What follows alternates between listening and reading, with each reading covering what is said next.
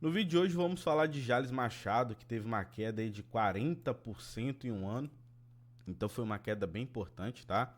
Se você está chegando agora nesse canal e não me conhece, sou o Vitor Valério, sou analista CNPI, mas apesar disso, a minha intenção não é fazer recomendação de compra ou venda, é fornecer informações para você, ver se faz sentido ou não você comprar o ativo, tá? Eu fiz essa análise hoje mesmo, tô gravando esse vídeo no dia 23/2 às 14h19 e vai sair ainda hoje, tá? E Jales Machado, para quem não conhece, é uma empresa do setor de açúcar e etanol. O vídeo de hoje vai ser bem rápido, tá? Vou tentar ser o mais rápido possível. E não estou aparecendo na câmera porque eu vou falar daqui a pouco uma coisa que está acontecendo aqui no canal. Primeira coisa é o seguinte, é que a maioria não é inscrito. Então, se você não é inscrito no canal, se inscreva no canal para receber mais conteúdo. Porque, olha só, já teve várias empresas aqui que eu avisei que eram bombinhas. Então, inclusive, é um dos problemas que eu estou tendo aqui no canal, que eu tenho que ficar colocando ações que eu vejo que no YouTube está tendo muita procura. Mas às vezes é uma empresa que não é boa, é uma bombinha ao meu ver, entendeu? Então, mas eu tenho que falar porque a intenção é crescer o canal, tá? E teve ações que também eu falei aqui no canal que eram boas. E em alguns momentos, algumas estavam descontadas e outras não, tá? Inclusive eu movimentei essas ações. Eu vou ver se eu acho um print aqui. Se eu achar um print, eu coloco na edição. Mas se eu não achar, da rentabilidade quando eu fechei a posição, eu vou deixar só aqui para vocês entenderem o que aconteceu. Mas eu tive rentabilidade 15%, 19%. Em várias ações, em algumas ações aqui que eu comprei em novembro e dezembro de 2024 e fechei posição recentemente, com lucro e ainda recebi dividendo, tá? Então, de empresas que eu falei aqui no canal, só para vocês terem ideia, enquanto tem pessoas perdendo dinheiro nessas bombinhas. Aí você pode perguntar, Vitor, qual que é a empresa que você está falando? Eu não posso falar por causa disso aqui, ó. Como eu sou analista CNPI, eu tenho que seguir regras da CVM.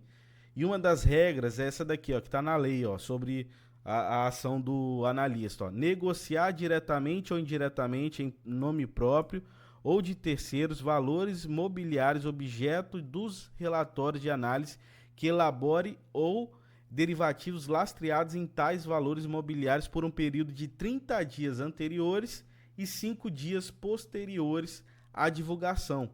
Então, o que eu fiz? Eu divulguei aqui e eu respeitei esse período. Como eu fiz movimentação recente, se eu falar novamente delas, configura um relatório novamente. E aí eu não estou dentro desses 30 dias aqui, agora, nesse momento. Por isso que eu até liguei para a PMEC e perguntei se eu poderia falar sobre a minha carteira. Mas eles pedem que não podem, que eu não posso fazer isso porque isso configura indicação. Outra coisa que eu quero falar para vocês isso aqui. Olha a quantidade de vídeos aqui, ó, que eu já gravei e passou do tempo porque eu não consegui editar.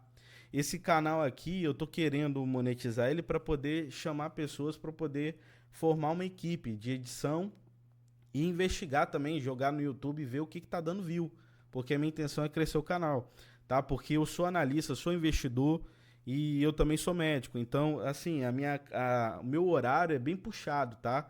Então é difícil, eu consigo analisar muitas coisas, então nesse momento eu estou analisando várias ações, várias e várias ações, inclusive nos Estados Unidos em que eu abri posição, mas que eu não consigo trazer para vocês porque tem que ter essa beleza de edição, tudo mais do canal e também tem que ver se dá view ou não, porque tem vídeo aqui que depois eu posso trazer em outro vídeo para vocês que a quantidade de visualização e procura é tão baixa daquele ativo que prejudica o crescimento do canal, tá?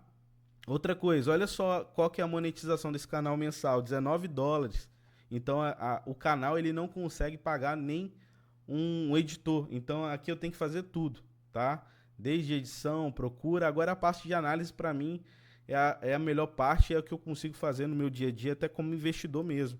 Que eu queria trazer muito conteúdo para vocês, mas assim, o tempo está apertado e eu teria que ter pessoas para me ajudar. E isso custa dinheiro. Então, a forma que você pode contribuir com o canal para continuar recebendo conteúdo é compartilhar esse vídeo, dar o seu like, tá?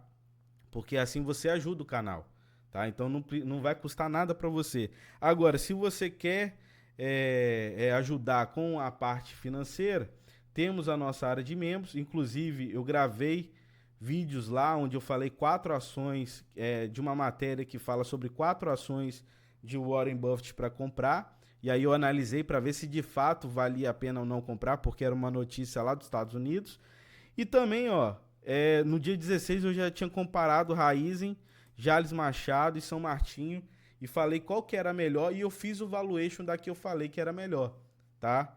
Então, se você quiser, entre lá e você vai ver esse conteúdo. Inclusive, eu tô para gravar também análise do mercado americano, porque aqui no canal fechado, eu não vou priorizar quais ações estão em alta no YouTube ou fazer edição, não. Eu vou fazer exatamente assim, falar qual ação, qual o fundo imobiliário americano ou aqui no Brasil que eu acho que vale a pena investir, tá?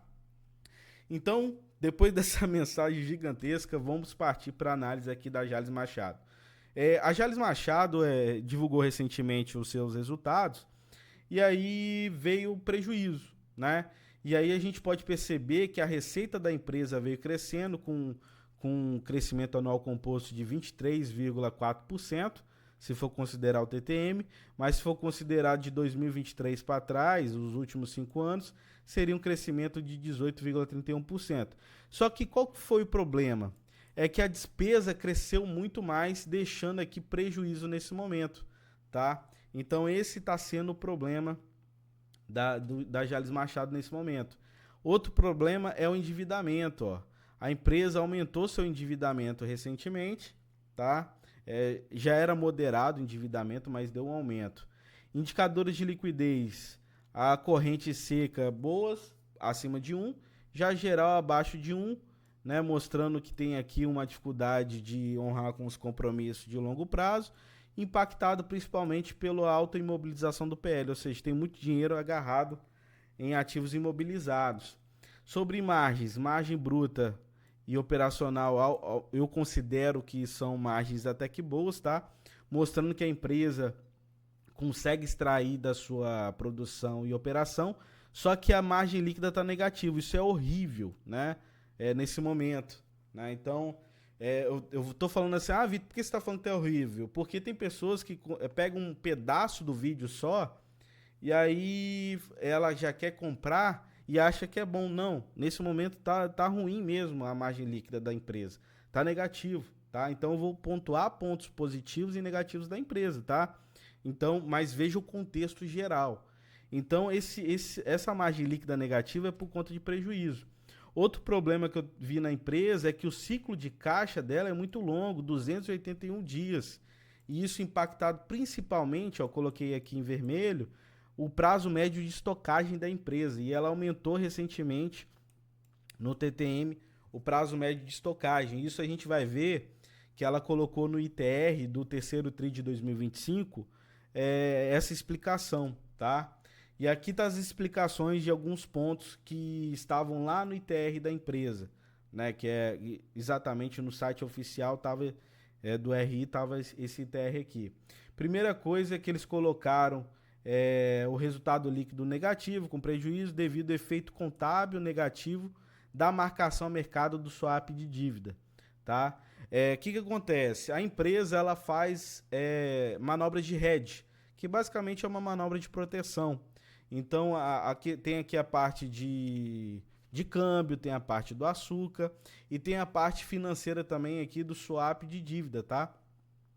E isso teve um resultado negativo que impactou, deixando prejuízo para a empresa. Receita bruta, maior comercialização de açúcar na safra, comercialização de etanol, teve retomada da venda no terceiro TRI de 2025. Lembrando que eu falei isso daqui no vídeo da Raizen, que essas empresas elas fazem o balanço de forma diferenciada, tá? Conforme a safra.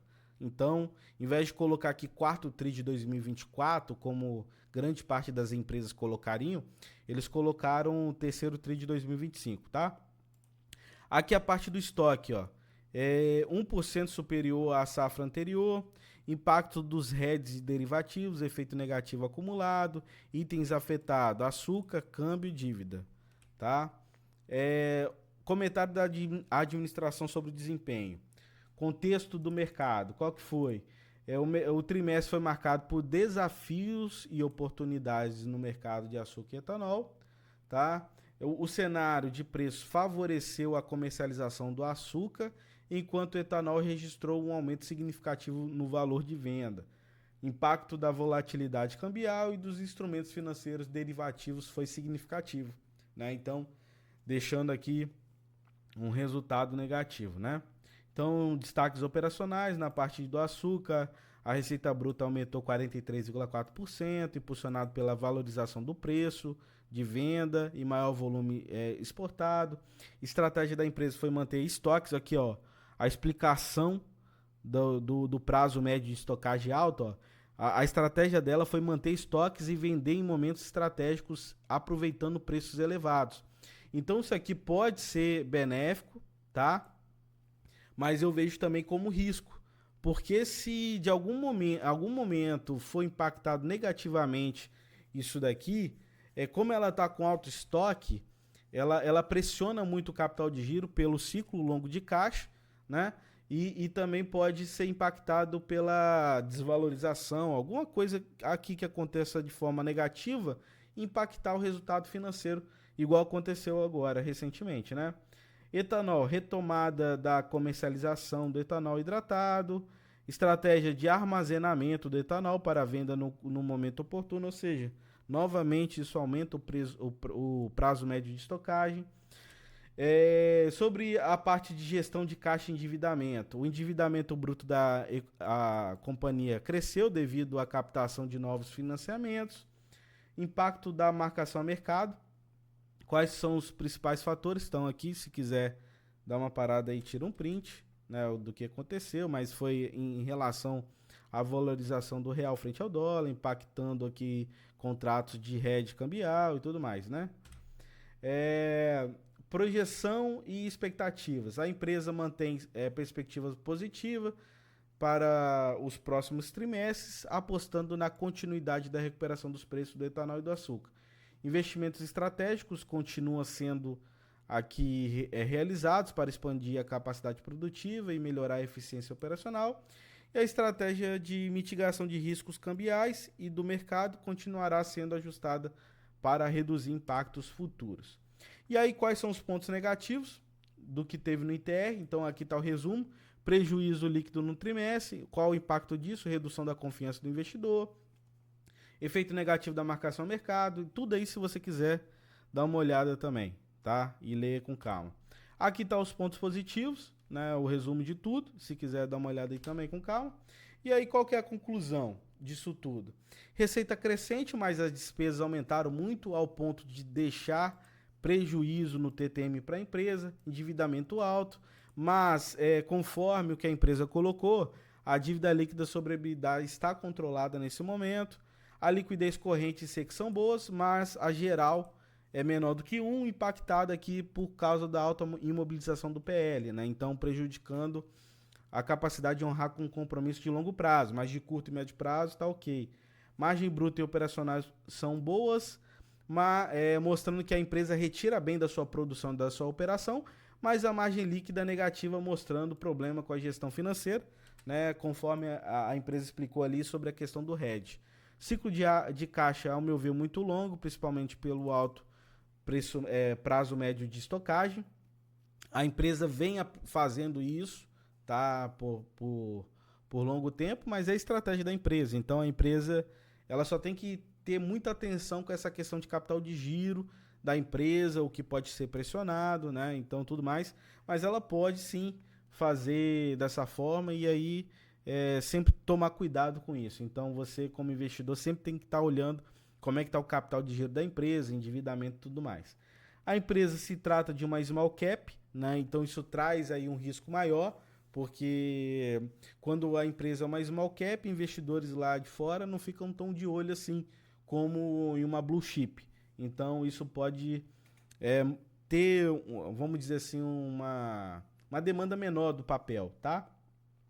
Conclusão final, a empresa apresenta alguns indicadores fundamentalistas bons, ao meu ver, mas está sendo impactado por altas despesas. Apresenta riscos como variação da cotação do açúcar, câmbio, custo da dívida. Além disso, apresenta uma estratégia no momento de estocagem que, caso o cenário piore sobre a cotação, pode impactar mais ainda os resultados e também pressionar aqui mais o capital de giro. Além disso, se trata de uma small cap. Assim, ao meu ver, concluindo tudo, se trata de um investimento de alto risco nesse momento. Beleza? Além disso, eu tenho que avisar que, como analista CNPI, eu tenho que avisar que não pretendo monitorar ou atualizar as análises desse ativo aqui no canal aberto. Eu posso, talvez, ver essa possibilidade de fazer lá na área de membros. Muito obrigado por ver esse vídeo até aqui. Um abraço e até a próxima.